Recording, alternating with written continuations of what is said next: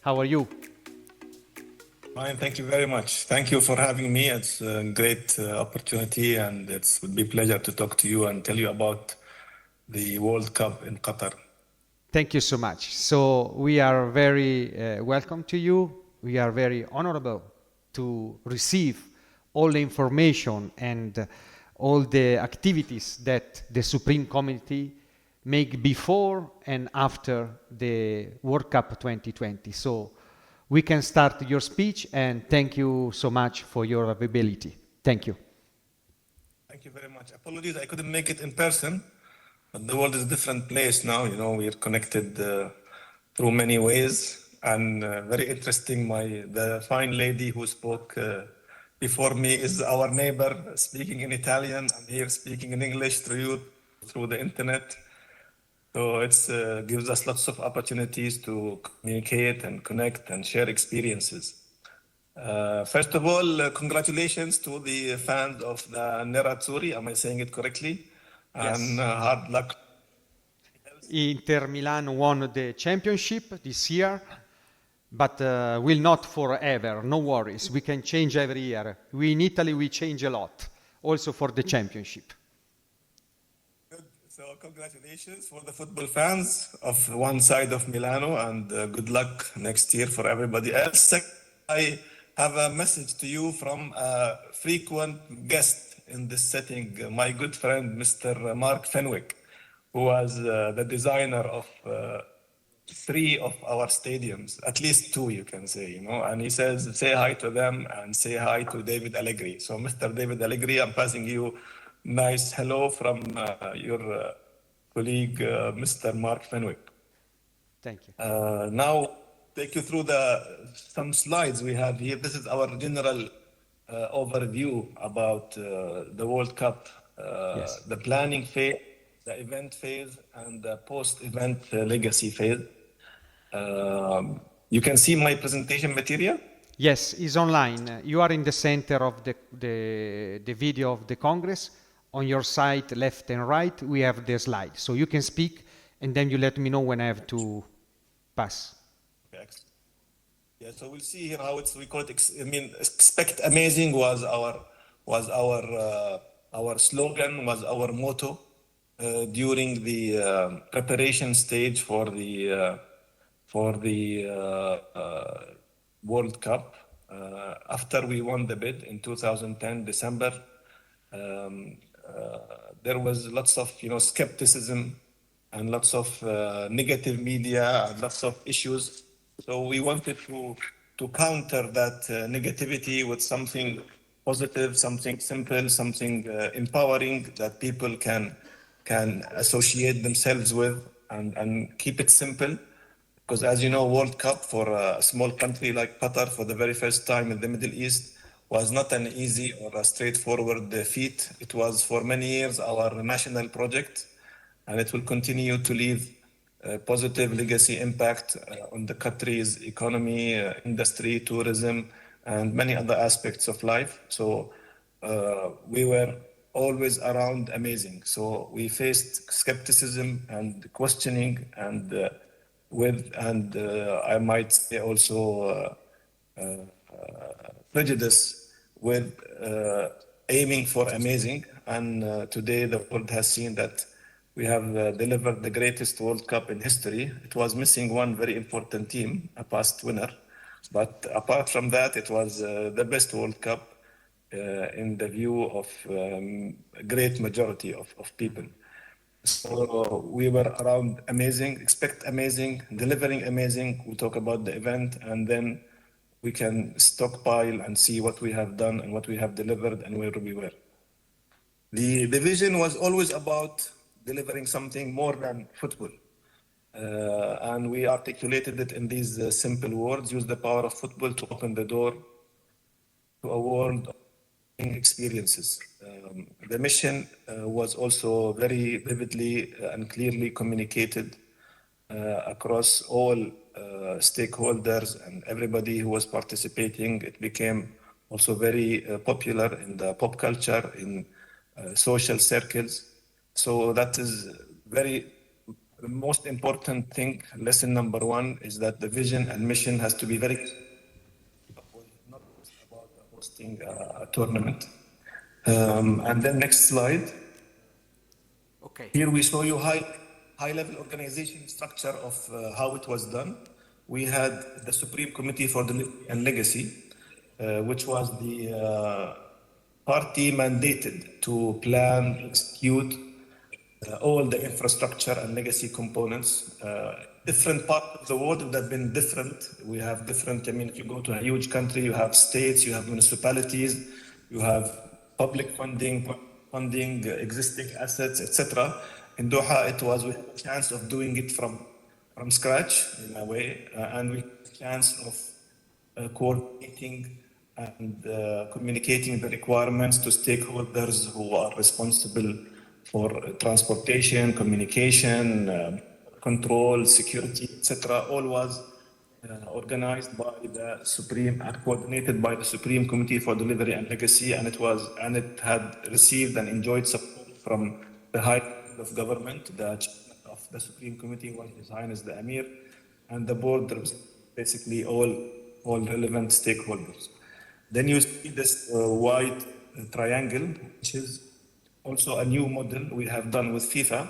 Usually World Cups have local organizing committees and FIFA organizing committees, and they have a split of responsibility and roles and shares, etc. We did it differently. We established one company, like a JV, between us and FIFA, which had certain commercial rights, etc. We worked very hard to arrive at this elaborate and straightforward approach to merging FOC and LOC and doing it as one. And of course, you have FIFA here, which is the event owner of the World Cup.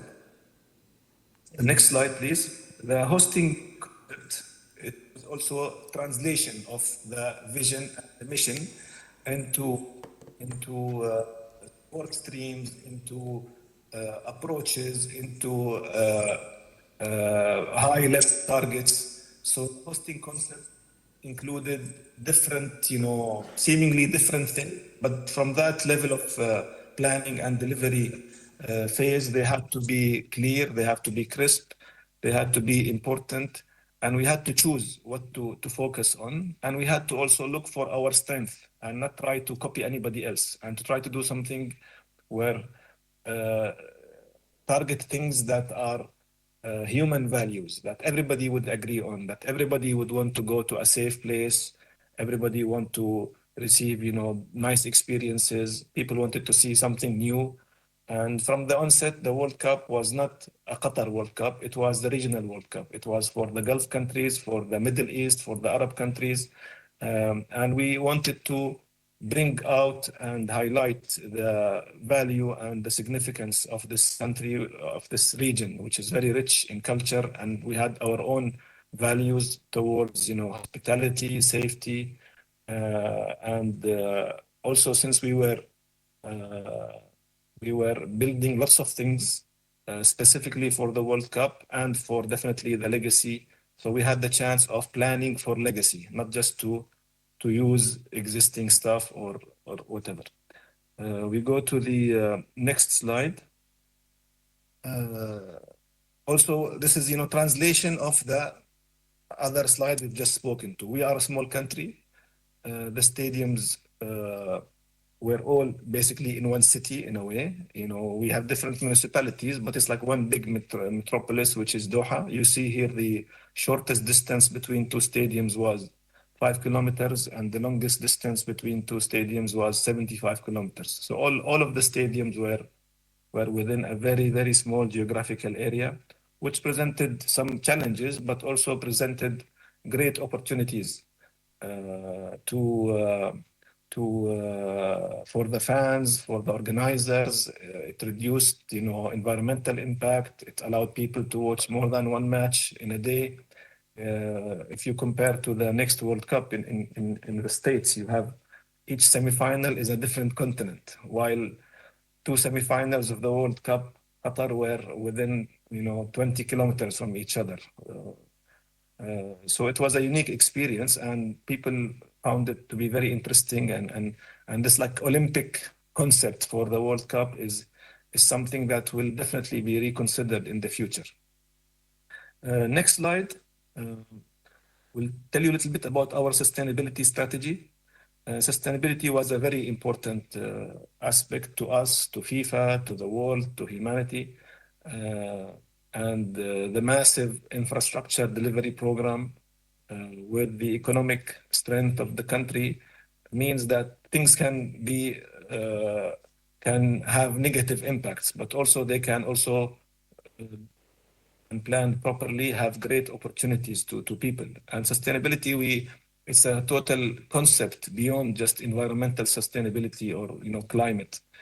We had a joint committee with FIFA, sustainability steering committee for the event, which I was a member in, and we had these 5 pillars, and these 5 pillars again were translated into work streams, and the work streams were translated to programs, and the programs were translated into actions and KPIs and deadlines and dates and target.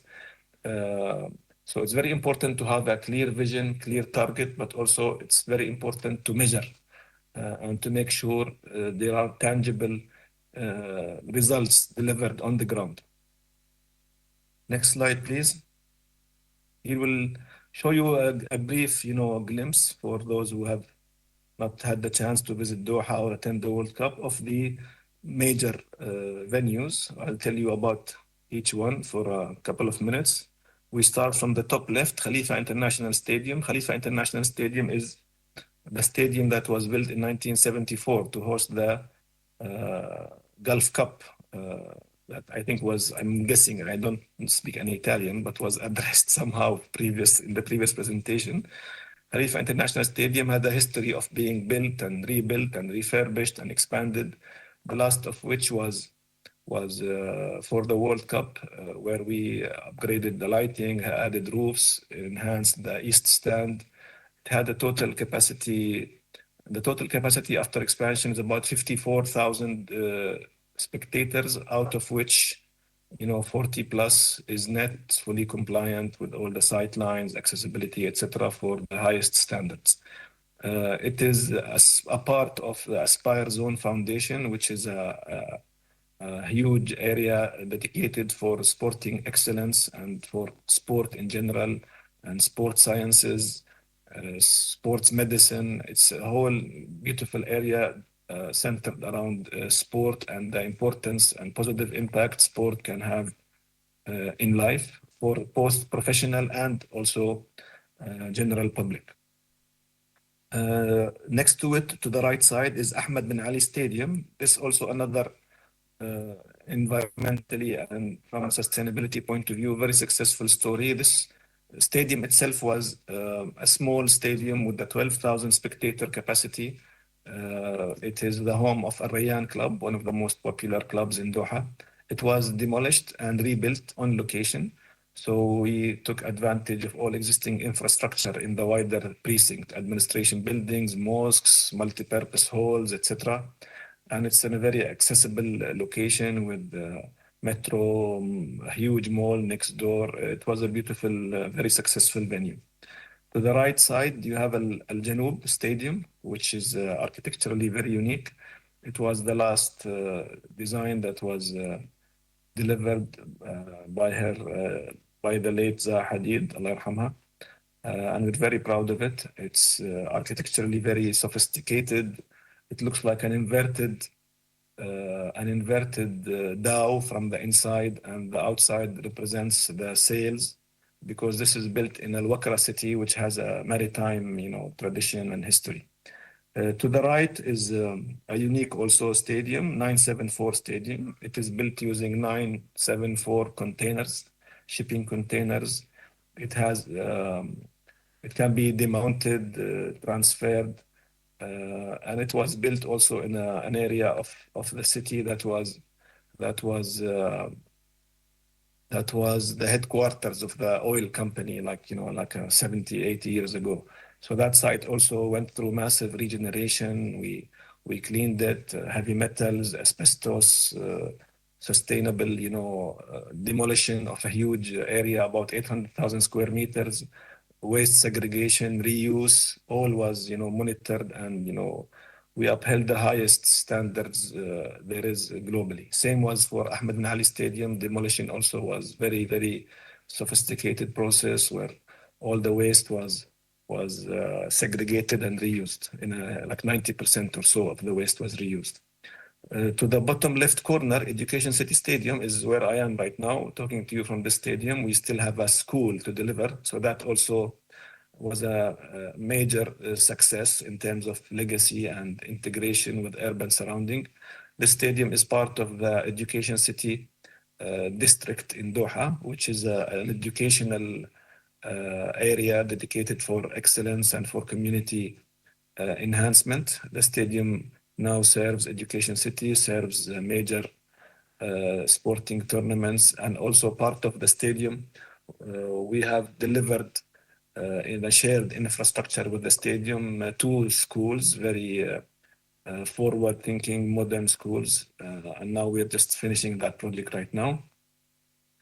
To the right, the round 1, this is Al Thumama Stadium. This stadium falls in a residential area, and it serves 2 clubs from Qatar Stars League.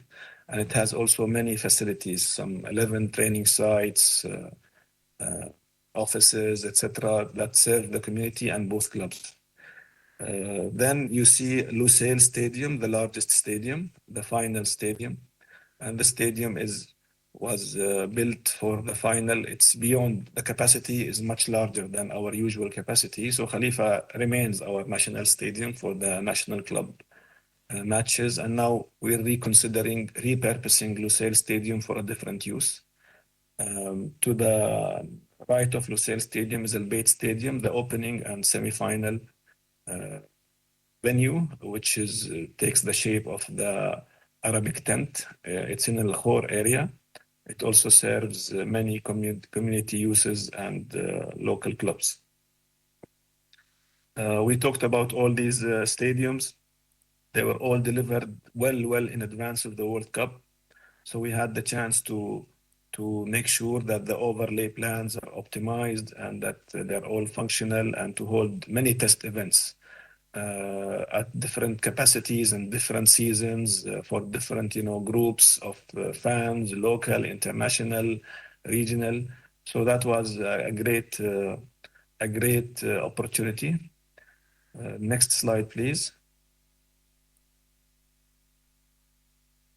Hello? Yeah, one more. That one we covered already. Yeah, training sites was also an important aspect. It was crucial for the quality of football. I've personally been to many World Cups, and often the national teams go and do their own arrangements for training sites, for accommodation, for transportation, and some, sign up into things that they don't turn out to be what they expected. So local experience is very important, and in the overall scheme of things, it's minor cost, and it can really even make the organizing nation life much easier if we offer the team that they cannot refuse, because they're very good. So we went and built around 41 training sites, and each training site is a double pitch with changing room, with the grass and the turf matching the stadiums. All the stadiums, all the training sites had our own proprietary bespoke football turf with our own seats, with our own maintenance regime. We have been working on this turf program for about 15 years. You've seen in previous events, even mega events like the World Cup in Ukraine, wherever, sorry, the UEFA Cup, you see major issues that happen on the most basic aspects. So we wanted to make sure that we covered the basics correctly. And we offered for the teams, pairing of accommodation, training sites. We showed them the place. All they came and visit all the teams, all the managers, all the coaches, and they picked their own accommodation. For example, Argentina stayed in Qatar University. They used the students' accommodation, and their training site was 30 meters from their accommodation. And Lusail Stadium, where they played most the matches, was 3 kilometers from their team base camp. So that element contributed a lot, in my opinion, to the physical well-being of the players, for their psychological and emotional stability. They didn't have to change cities and fly and train in different places that are far or whatever. So, and where the room, where Messi stayed now is like a shrine. They left it as is, and good. It's a good token for the university students. So training, I can't tell you how important is training sites. I was, privileged to be the director of projects. I managed all these stadiums at different times, and also the training site. But training site was one of my favorite, when a project. It's straightforward, very important, essential. Planning is very important, and measurement of the success is straightforward as well. So now we go to the event. Next slide, please. Event, you see here 168 official sites. We show you on a map all these sites that have, they are considered event official sites. They have access control, they have certain security requirements, they have different user group, different access group, different media rights, different, commercial affiliate rights.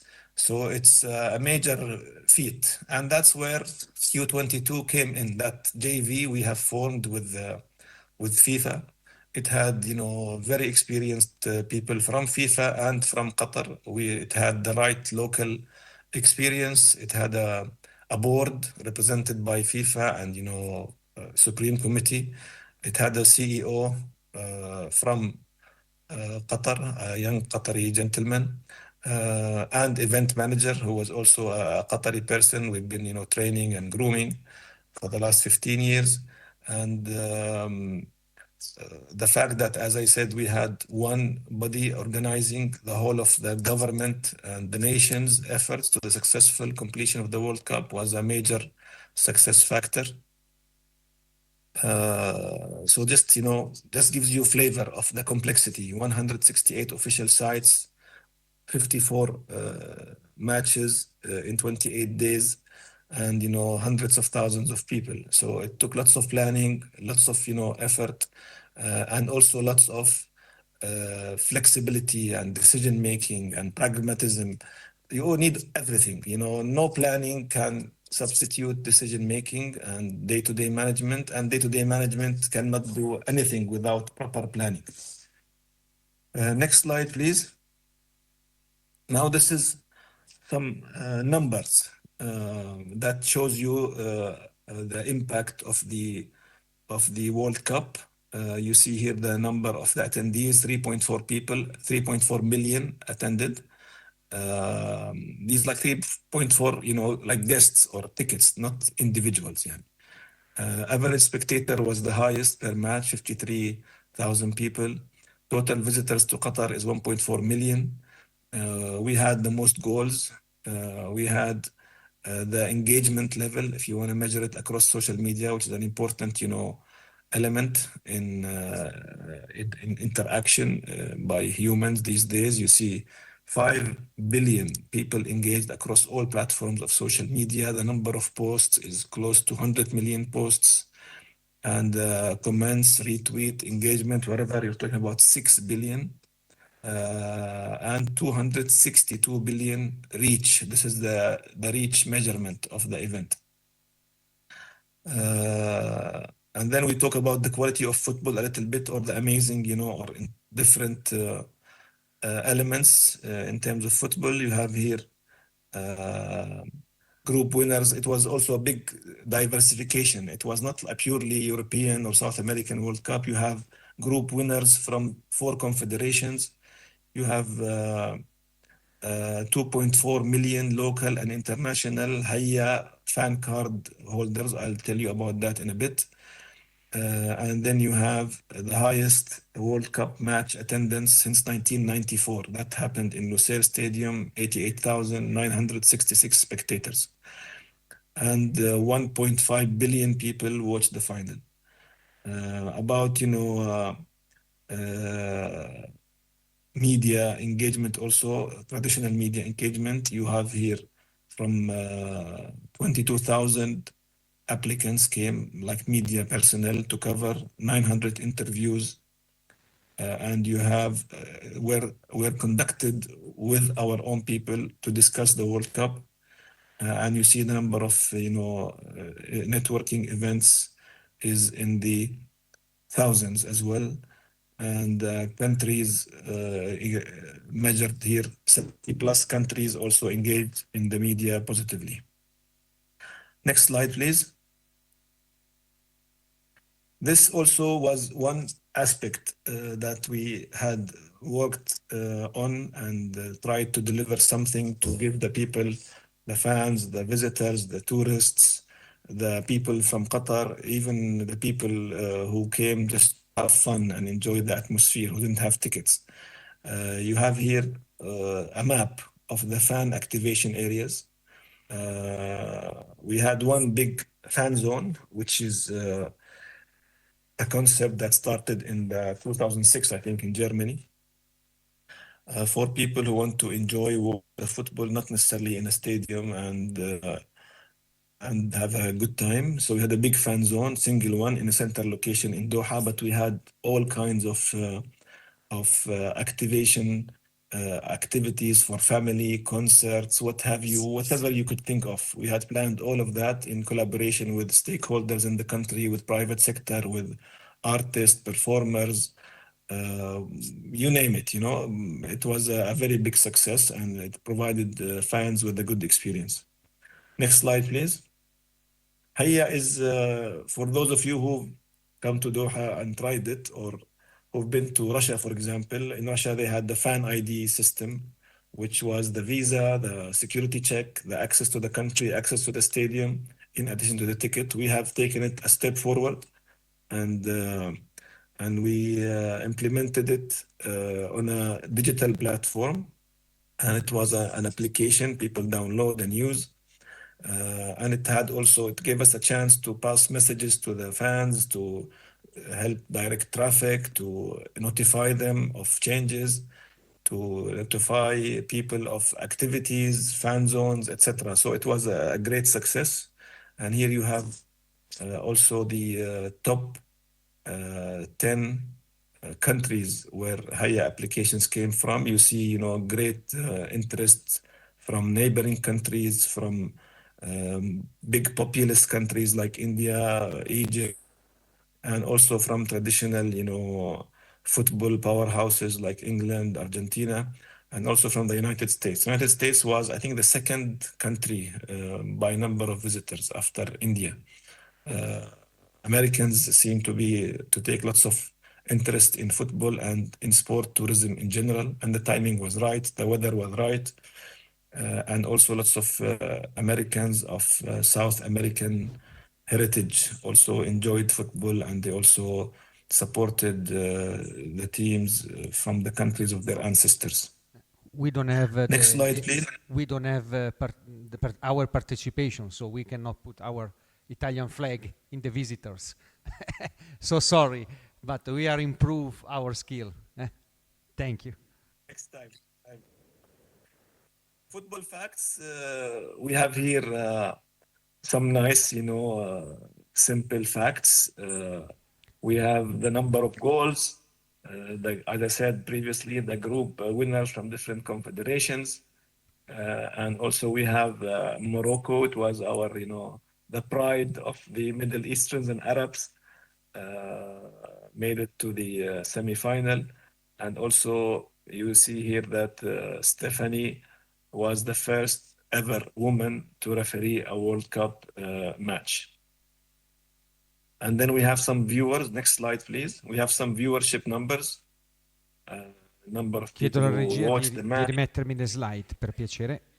Sorry, I missed the slide. I don't know for what reason. I'm going to ask to replace the slide. Okay. Thank you. Slide do you see now? No. Okay. Wait a second. Okay, stop. Well, Yeah, back.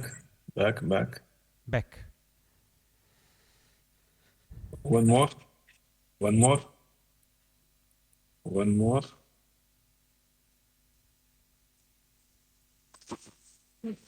more.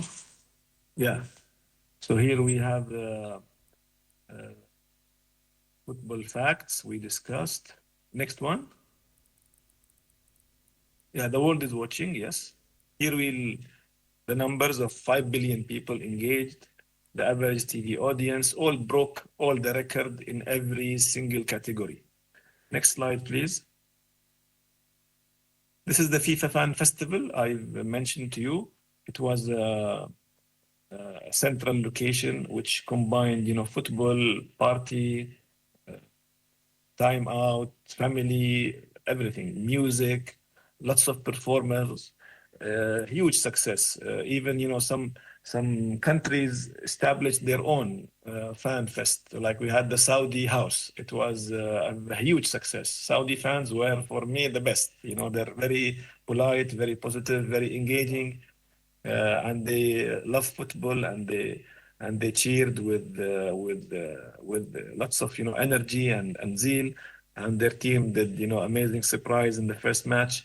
So not only FIFA Fan Fest was successful, this concept is becoming an opportunity for for marketing, for product branding, for selling beverages, whatever. So it was an amazing success. This Fan Fest, I think it's something that will continue. Started in 2006, it will continue, and it will take even more clout in the future. Next slide, please. Yeah, this is, about the Fan Fest. Same, I just said. Next one, please.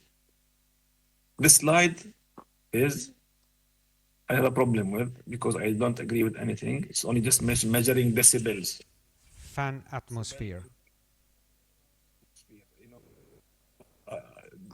For me, disregarded, because Korea and Uruguay match in Education City Stadium, it was the first match in history of the World Cup where there was not a single shot on goal. So I really don't care about decibels. So this I'll take a mental note to remove from our corporate presentation. Next slide, please, is a very, very important one. Is about transportation. As I said, we are a small country, and we had one international airport. It's a huge airport. It's a very nice airport. It's just one the best in the world airport, but it's still one airport. So that would have presented a certain risk level. However, what we did, we activated the old airport to receive chartered flights and private jets, so that the normal big commercial airport, Hamad International Airport, would run as efficient and as fast as possible. We had lots of buses that we have procured and put into service, into public transportation, 3,000 buses, including 750 electric buses. So this is one aspect where it shows you how the World Cup or mega events can accelerate positive transition. The road network had already been planned to be expanded and modernized and upgraded. The World Cup presented just opportunity to showcase that and to put it into full utilization.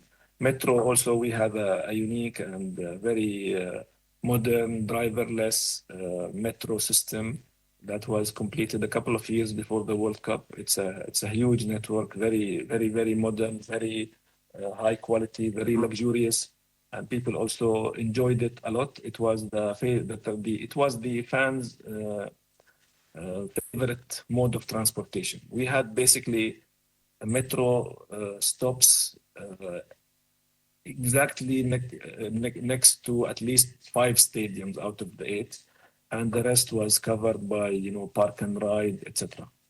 And here you show you a breakdown. The fan utilization. Doha Metro 17 million. The buses was very far second, around 6 million. Next, please. And I don't wanna interrupt you, but my little question is, at the end of the speech, can I share this number to the to the student that will going to require it? Yes. Media center is an important thing for those of you who are my age. I'm 50 or older. They must remember how important was the media center and how it operated like 20 years ago, where it was the place where somebody can get a fax, or the only place where somebody can send an email or something. But now with the advancement of technology and communication and 5G, people can carry, their own satellite station on their back, weighing, half a kilo, and go anywhere. So media center, every World Cup, the media center means something else than it meant a year ago or an event ago. So doing a media center that is meaningful, that is useful, was very important for us. And you will see it also becoming different in the new World Cups. So media center became more like a production center. We had these virtual match experiences for the journalists and the media personnel. Also, media center have now, the last 2 World Cups, a new thing, influencers and people who stream from their phones, independent people. And you need to cater for all these people because they have the right to have access to the information, and their viewers and bases have the right to hear things, not necessarily from the networks, mega networks. And so it was an interesting operation. It focused on the new kinds of new digital media, new people, new popular kind of democratic media world we live in, and more production, studios, etc. So FIFA is thinking about it the right way. We also thought about it the right way, and I think it was a great success and provided fair and clear opportunity to have everybody's voices heard and conveyed. Next, please. Yes, and after this slide, we need to, I'm so sorry to say, we need to change the speech because we have very strictly explanations. So if you can arrange the final discussion, I will say thank you. Do I have to go the fast speed you want? Okay, can you make the final conclusion of your speech, please? Sure. Final conclusion. I'll go to volunteer program. We had 20,000 volunteers. Volunteers are a huge element in delivering the World Cup. We had the chance of getting volunteers from different countries. They were truly international for international, media, international fans, international event. It's the World Cup. So we had volunteers from the whole world. Program is crucial success factor. Next slide, International Consular Service Center, also an initiative we took, and it was very successful. So now we go through the very last, the other elements is basically other slides talk about the legacy for the World Cup, which I've covered, throughout the presentation. I've covered the legacy while talking about the planning and delivery. And the stadium also I have covered. So this is it. Thank you very much. If you have any question, anything, I'll be glad to discuss and answer. Thank you so much for your explanation, because Qatar is a little country, but has a huge numbers. So we are very grateful for your very deep explanation.